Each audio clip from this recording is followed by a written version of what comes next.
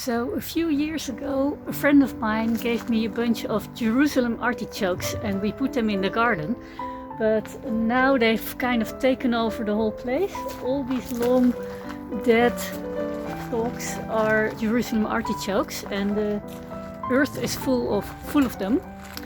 You can eat them, so that's good, but I don't want so many next year. So I'm gonna take some out today and see what I can make with them. So these Jerusalem artichokes grow really tall. They are related to sunflowers, but they get like 2-3 meters high. They have yellow flowers. At the end of the season, around October, November, they'll start dying off. And once the leaves are all turned brown and there's just bare stalks, then you can start harvesting them all the way up to around March. So I'm gonna dig some out. I've already done this part. I'm sure I didn't get all of them, but I'll keep digging around, getting as much as I can.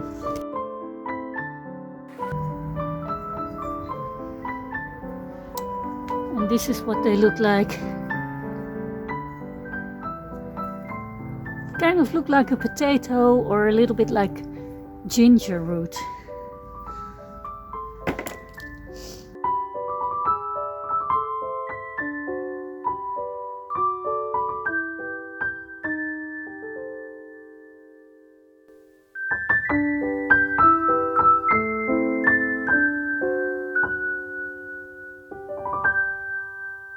So today I want to work on not only harvesting them, but as you can see there's like this whole bunch of stalks from when I harvested some before, and they're all thrown on this pile. Don't want to clean it up. While you watch me cleaning up this pile, I can tell you how easy it is to grow Jerusalem artichokes. You plant them once, they come back every year and they yield a great harvest. The only problem is that they spread aggressively, so if you don't want that, plant them in a container. We harvested a lot of Jerusalem artichokes, I think about 4 buckets, and I gave a lot of them away, but I still have a bucket full that I'm going to use myself. And I'm first going to make some Jerusalem artichoke soup with this. And Jerusalem artichokes have a kind of a nutty flavor, earthy, nutty, and in my opinion they combine really well with lemon, onions, mushrooms, herbs like rosemary, thyme, sage, also apple.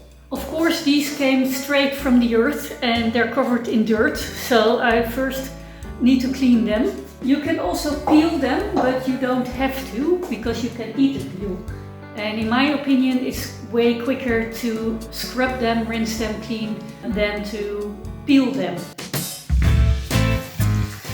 I'm gonna pour water over them, and then I have this kind of hard brush to really scrub them. A lot of the sand already comes off by just rinsing them off. I have this double sink, so that makes it really easy. I'm gonna scrub them off, and the ones that are clean I'm gonna put there. And I scrub them under running water. And when you scrub them, they get all light compared to the ones that is not scrubbed yet. While I'm scrubbing away, I can tell you something about the health benefits of Jerusalem artichokes. They contain a lot of fiber, and it's the kind of fiber that your healthy gut bacteria love. They are very filling and contain some starch, but it's the kind of starch that doesn't spike your blood sugar. I scrubbed all my Jerusalem artichokes, and I'm just gonna cut the ends off that are looking a little bit, I don't know, brownish. As I'm cutting these, you can see how simple they are to prepare. They have a crisp texture and a mild nutty flavor that works beautifully roasted or in soups. They're packed with minerals like potassium and iron, making them a really nourishing addition to your meals. I'm gonna chop my onions coarsely because I'm gonna blend the soup when I'm done. I've added water until it is barely covered. I'm adding 1 low sodium bouillon cube. This is vegetable bouillon. I'm adding 1 heaping teaspoon of thyme. I'm adding a dash of black pepper. And I'm adding the zest of about half a lemon. I'm using this really fine grater. And you can just grate the peel off. Don't grate all the way till it is white, because the white part is quite bitter. I like the lemon because the rest of the flavors are very earthy and the lemon gives it a little bit of freshness. I'm giving it a good stir. And now I'm going to boil it for about 15 to 20 minutes until the Jerusalem artichokes are completely tender. While the soup is boiling, I'm gonna chop up some apple for the topping. I will be slicing these quite thin and then create kind of matchsticks from them. I'm covering my apple pieces with white wine vinegar. I'm just gonna let these soak for about 20 minutes. I have some sage I'm gonna chop up. The soup is really delicious, but it looks really brownish gray, not very attractive. So I always recommend topping it with some fresh herbs and my marinated apples. After about 10 to 15 minutes you can check if the Jerusalem artichokes are tender.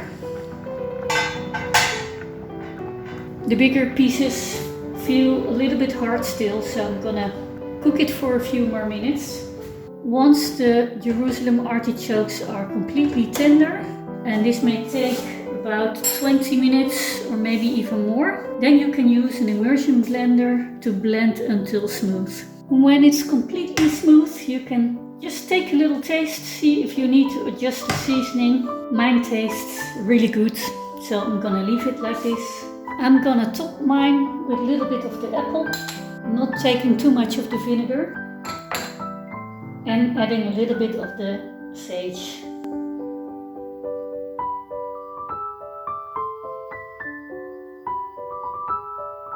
And there you have a delicious Jerusalem artichoke soup.